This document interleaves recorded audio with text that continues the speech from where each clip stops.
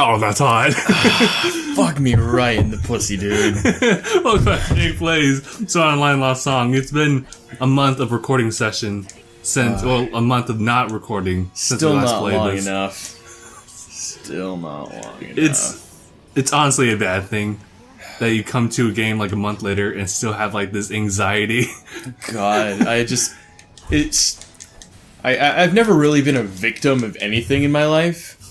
But, and like, not to undermine people who were like victims of actual traumatic events. But every time I pick up the controller to play this game, like a little piece inside of me dies, and like I just have this reactionary response where I'm just like, put the controller down. Like this is like you need to fly away from this dude. Just this isn't good for your health. You know what? It's probably not. But fuck it. If it means I get to die earlier, then that's just a bonus. Oh god! So what are we doing right now? I haven't. I mean, obviously we gotta be questing, but yeah, we're just gonna keep questing and see how far that takes us before like the level gap just increases to an impossible level. No, we're not going to what's his face's lair. Are we going to like the Frost City, or are we going like back to the hub world? So, if I recall last time, I had to keep, like, teleporting back to the pub so I could advance the story with Dr. Bullshit. Right.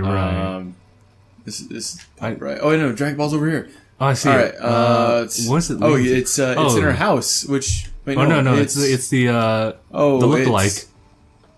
Random NPC, the gorge to the southwest? You need an item called Briox Agite to defeat the monster there. But I have no idea. Fuck you. Man... Eat a dick. Eat a wiener. Penis joke. Alright. Maybe if I go back into this place, someone will... Oh, what, are we getting a cutscene? No, but... it's not a festival. Oh, no. So then it would be one of the guys over here. Alright. Should we just... Lolly? Oh, God. Here we go. Now, there we go. Wow, we had to do extra work for that cutscene. So, what are we doing right now? Although I'm pretty sure this is just a side quest.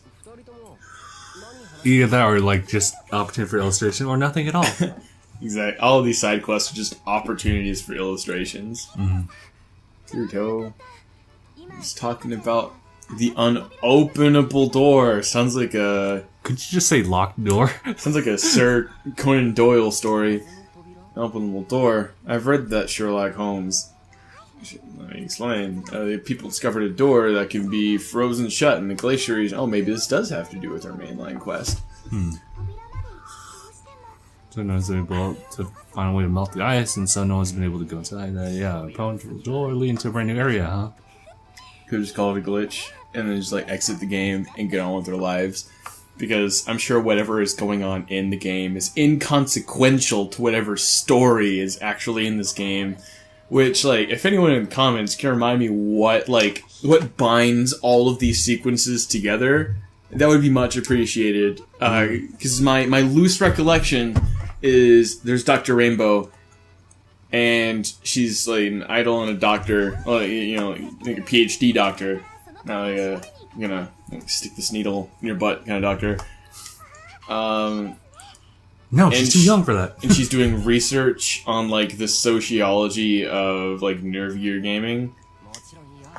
But, like, I have no understanding of what the stakes are. Like, I have no understanding of the actual conflict that drives the plot forward, other than there are a series of dungeons.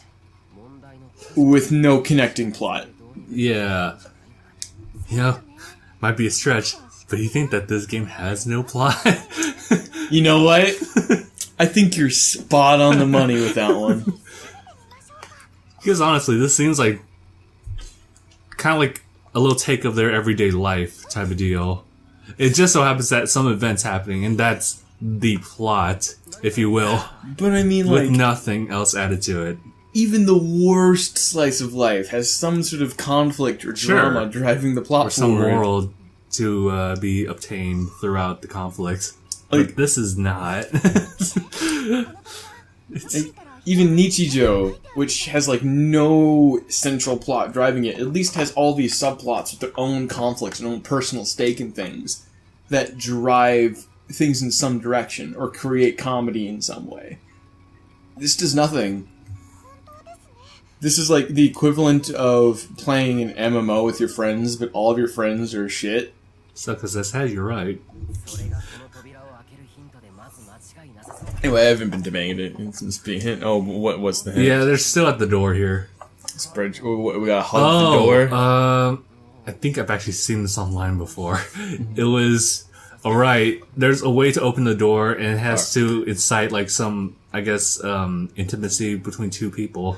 And so here comes Silica, who's like, Kirito, can I... Oh, I see. Is this just an opportunity for a lewd? Is this just an opportunity for a lewd? I think it is. You know, I don't even care what was going on after this. Oh boy, they're just gonna argue who gets to impress Kirito. Oh, who else? It's time to stop. We got too many waifus. Oh boy, who's gonna do it? We already know what's coming. Oh boy, she vibrated. Never ever say that. Oh my god. Alright. You gotta wonder if Kirito's oblivious at this stage. So Keys, please taking us on your adventures. It just seems like a prime missed opportunity to get your entire harem in here and just have 1 hour-long sequence of them hugging and confessing to you. Nah. At least they're kind enough to relieve us of that. You're a good friend, Silica. Silence. Nothing's happened. It's because it's not true love. So it seems. So it was all for nothing. Oh boy, she's gonna get all, yep, there we go. Oh shit, I'm sorry. Man, you think you would have tried the girlfriend first. I think Silica, like, offered to try it out first. Because she knew she'd fail, but she wanted to give it a try anyway. Man, I wonder whose feelings could possibly be strong enough for is it the girlfriend? Also, you have any suggestions? I don't know, maybe it's Shimon. I know, dude. Please. Oh, but this is too Hazukashi. Try the dragon. Rock that dragon. Whoa! You gotta take it out for dinner first. There's no better couple around than you two, plastic people. You're right. You tried so hard.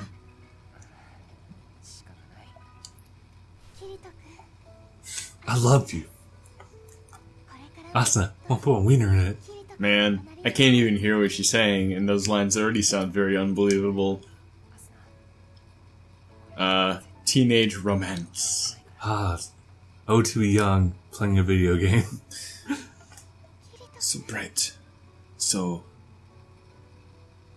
I had a word in mind, but, you know, I forgot it. Fuck it. I'm not gonna waste vocabulary on this. You enjoying yourself there, Silica? Alright, E2 vibrating is making me uncomfortable.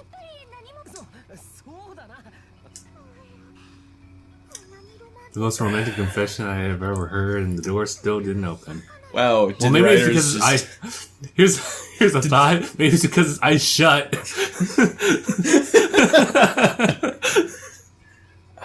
Did the writers really just pat themselves on the back for that one? Yeah, that was a good confession. That was a good confession. Let's write it so the readers understand that was a good confession.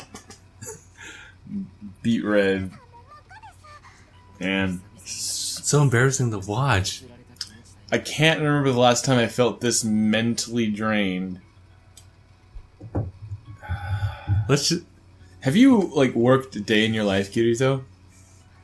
Because I feel mentally drained. Tell me about it. Going back to town now sounds good to me. Wait, was this all? Yeah. Was that it? Yep. Was that it? Yep. MMO tomorrow is a strategy guide. Maybe it is. This is thread. God, I hope it's a connecting thread. It's probably not, dude. They're totally off base. There was a statue buried. There was part of the quest hadn't been cleared yet. I guess it really was hidden.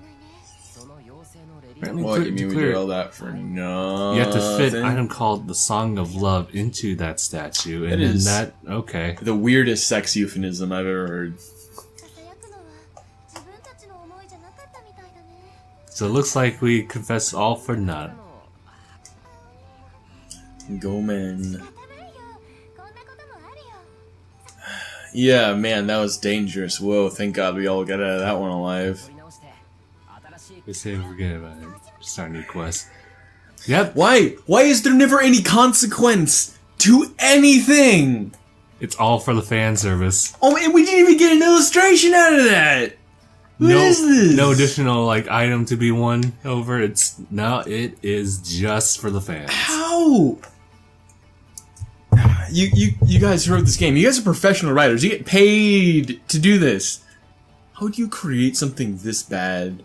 How do you create writing this bad and live with yourself? Like I know I have a tendency to just be cynical and negative, but I mean, I challenge anyone to find anything redeemable about the writing in this game. You know, write in a letter, send me to P.O. Box, DangIT Productions, Rochester, New York.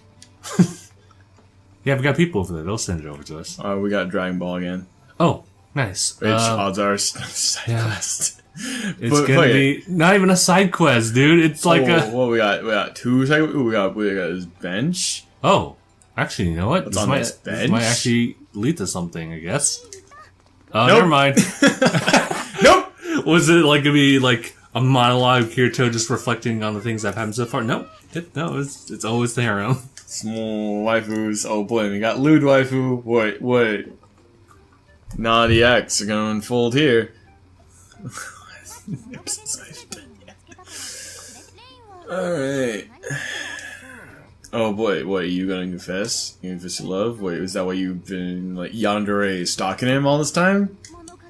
Yeah. Is that your one character trait that's not gonna have an arc because Kirito's always gonna be oblivious to you, so this entire game is just gonna be a gag of you wanting to get with him and him always rejecting you? What is this? Some kind of bad romance anime? I'm sorry, I am so bitter. It's okay. We can just continue to drink as much tea as we need to just power through this. My tea is... I wanted you to come shopping with me. How? Unorthodox. What, you want to do that, like, outside the game? Like normal people do? Like, I'm a shut-in hermit. But even I wouldn't ask people on a date inside a game! This isn't RuneScape circa 2005? What, you gonna use gold to purchase GF? No, we don't need a third. Okay, you know, fine, don't assert yourself. So, I have to ask, like, what exactly is Rain's motive here? I guess we'll find that out. Or maybe her character trait really is just yandere. Run.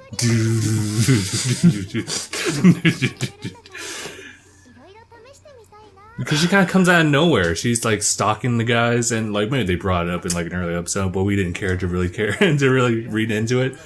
But otherwise, she's just now part of the group and that's it. Actually, I'd like to interject on that point. You absolutely can wear fantasy clothes in real life. You can. You guys live in like Tokyo or whatever.